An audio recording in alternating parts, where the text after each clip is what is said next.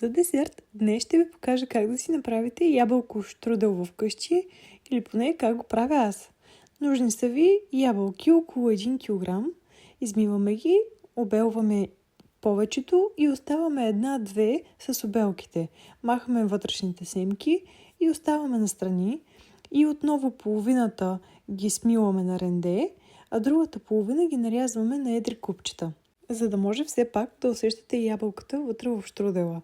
След като сме ги обелили, нарязали и настъргали, ги добавяме в 50 мл разтопено масло и поръсваме с половин чаша захар. След това разбъркваме и ги оставяме хубаво да придобият златист цвят. Нужни са ви 150 грама орехи, които смилате и добавяте към вече готовите ябълки с 3 лъжици канела.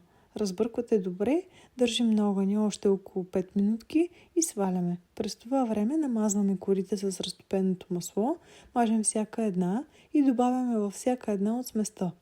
След това започваме да правим ролца и започваме да ги нареждаме в тавичката. Докато сме си напълнили цялата тавичка, след това отгоре я поръсваме с останалата част от разтопеното масло и печем на 180 градуса в предварително загрята фурна.